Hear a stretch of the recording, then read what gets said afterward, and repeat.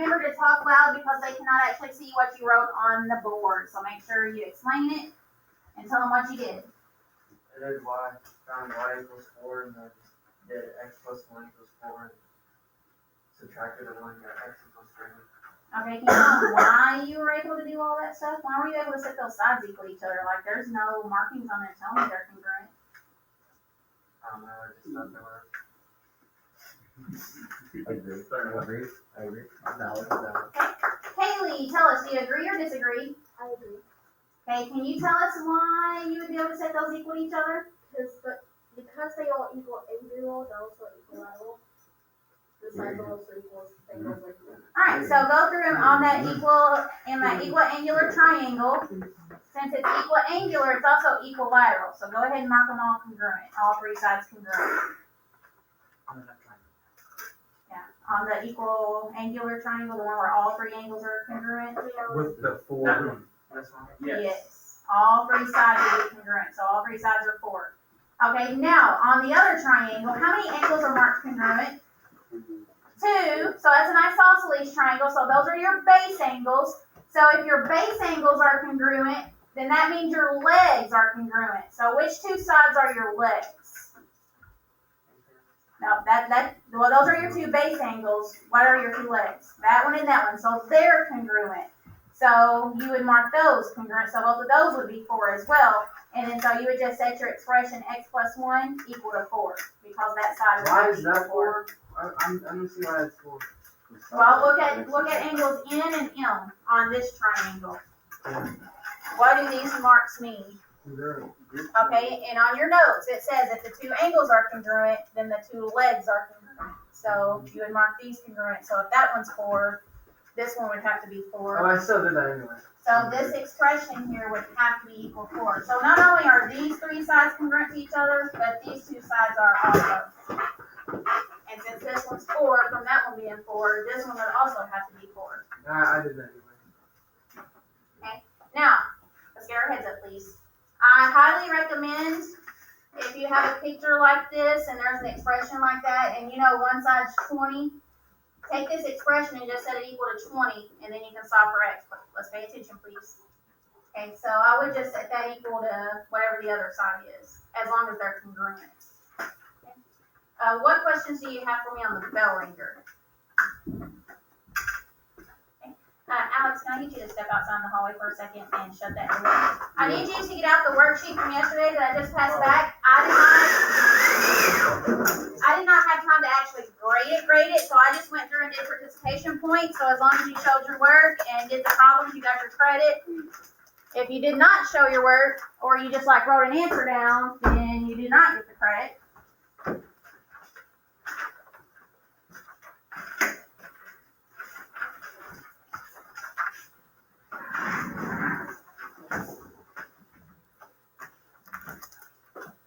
Okay, on your 6.3 puzzle time worksheet, hopefully you notice how important it is to pay attention in the videos and to write down everything in the videos that's written down so that way you can complete your assignments. Part A said when an isosceles triangle has exactly 2 congruent sides, those 2 sides are known as and I had a picture for you in your notes, and the 2 congruent sides were labeled as the legs. Part B, the angle formed by the legs of an isosceles triangle is that's this angle up here at the top, that's the vertex angle. Part C, the third side of an isosceles triangle is known as the base. The third side was labeled as the base. If 2 angles of a triangle are congruent, then the 2 sides opposite them are also congruent. So if you have, let's turn around face front, please. If you have an isosceles triangle and these 2 angles are congruent, that means this side and this side are congruent. They're opposite. And if the 2 sides are, then the 2 angles are congruent also. It says if a triangle is equilateral, then it is also equiangular. So if all 3 sides are congruent, then that means all 3 angles are congruent. All right, and then on the next part, it says xy is 8, and I notice all 3 sides are congruent, so I marked xy 8, zy 8, and zx 8. It says find the length of zy. Well, zy is 8. I already have it labeled. And it says the measure of angle y is 60, but I already knew that because this is equiangular, and on any equal angular triangle, each angle is 60 degrees. Okay, so each of these is 60, so the measure of angle Z is 60 degrees. And then H, it says YX is 13, so I marked it 13, so that meant automatically these were 13, so XZ would be 13. Okay, turn it over to the back. One is an isosceles triangle. These would be considered the base angles. So if the two base angles are congruent, then the two legs are congruent, which are these. So they would each have to equal 7. So I said X equal to 7. It's already solved for X, so I'm good. X equals 7 is my answer. Number 2, these are my base angles. So these two are my legs. So they would both have to be 6. So X would have to equal 6. Number 3, these two triangles are congruent to each other because this is isosceles. So that one and that one's congruent. That makes these two sides congruent to each other. So X would have to be 6. Number 4, these two angles are congruent. These two sides. So this angle and this angle, which makes these two sides congruent. So X would have to be 4.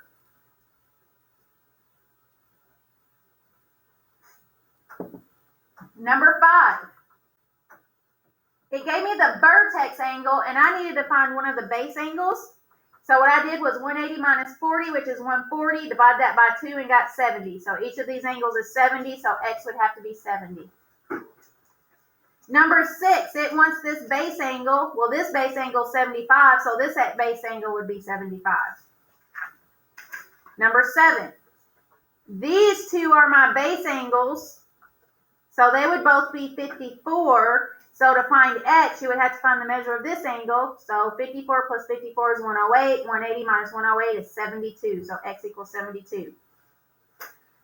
Number 8, that's the vertex angle that they wanted. So I had to find the two base angles first. They're both 75. 75 plus 75 is 150. 180 minus 150 is 30. So X is 30. Number 9. Number 9 took a little bit of work. Okay, so if you just wrote down an answer, I knew you didn't do your work because you had to do your work. All right, so these are my two legs. So these are my two base angles. So at 65 and 65, that's 130. 180 minus 130 is 50. So this angle is 50 and this angle is 50. These two are my base angles, so they would both be 50. 50 plus 50 is 100, and 100 minus, or 180 minus 100 is 80. So this angle, the vertex angle, would have to be 80 degrees. So X is 80. Number 10, I needed this vertex angle at the top, but they didn't give me anything else in this triangle, so I had to look at this other triangle. This angle is 28. These make a right angle, so this one would have to be 62, and this is a base angle, so the other base angle is 62. Therefore, this angle would be 56, so X is 56. Number 11, this is an equilateral triangle, therefore it's also equiangular. And then I know that each angle is 60 degrees, so 6X would have to equal 60. Solve for X, you get X equals 10. Number 12.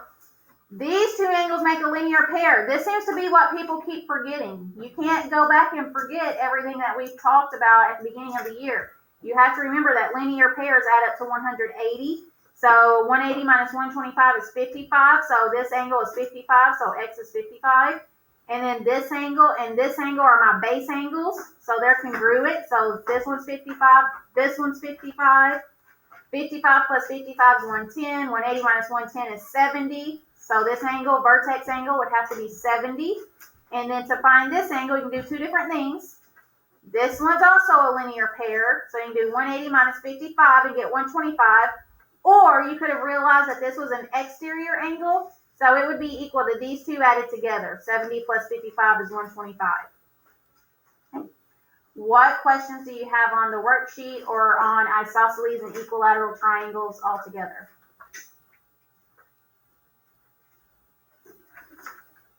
Okay. You're going to want to keep that worksheet out along with your notes because you have a class assignment today that's due in class. Okay, on your class assignment,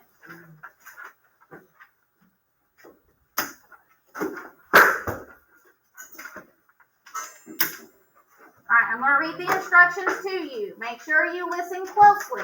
It says, This assignment is due at the end of class today. You may use your notes. It is individual. Individual means completely individual on your own, so there should be no talking. If you have a question, raise your hand. If you help your classmates, I'm going to consider that cheating, and you will receive a 0 for the assignment.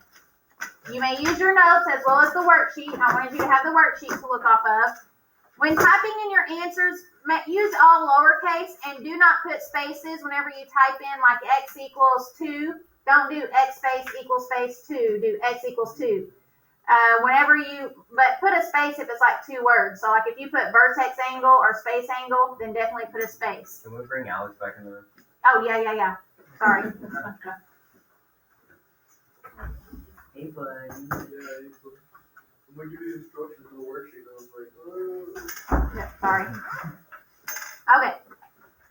Type everything lowercase. Do not put spaces between the x equals and your number. Make sure you put x equals 2. Don't just put 2. Now, on your worksheet, you'll put the name and the date in there, and you'll type your answers into the boxes. Okay. On the last 2, you got to find x and y. Put x equals in the first box and y equals in the second box. Same here. X equals and y equals. Now, this is an individual assignment, so I can see what you know. So I really can't tell you how to do the problems. I can kind of ask you some questions to guide you in the right direction, but I can't really help you like I did yesterday on the worksheet. When you're finished, look up here, please. You click the finish button and then click email to my teacher. Type in your first and last name. Your group level, you're in 6th hour, so you would put a 6 or write out 6th hour in geometry. And then you write my email address, which is kgoodman@dexter.k12.mo.us, and click send.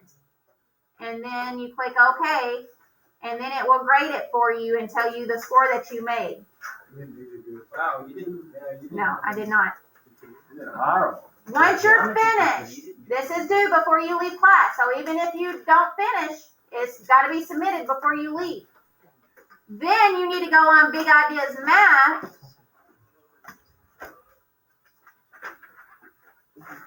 And you have an assignment on Big Ideas Math, Chapter 6 Review. It says the review is due on Friday before the test. So if you don't finish the review, it's okay. You have until Friday to get it submitted.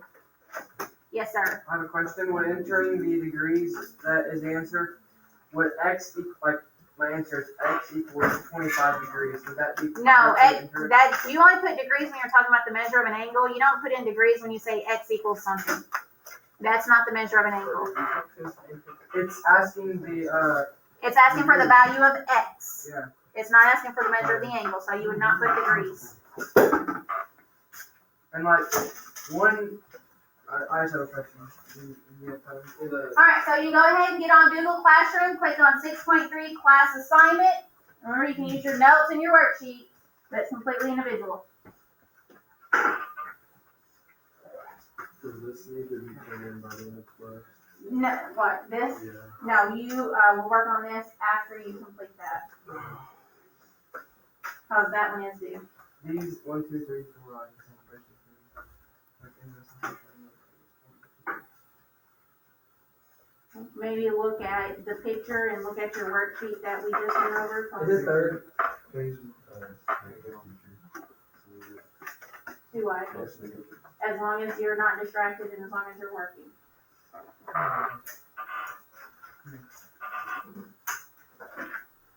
So I would look at your picture. It tells you in the picture, and it's also on the front page of this worksheet.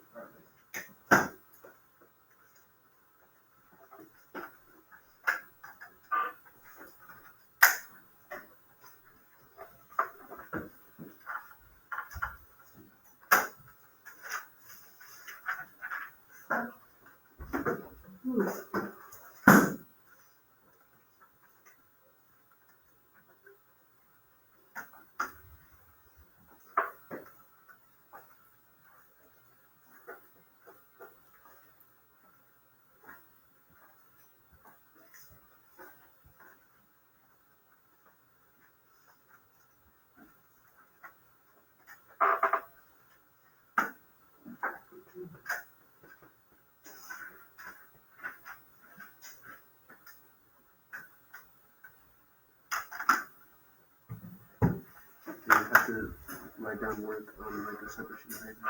You don't have to.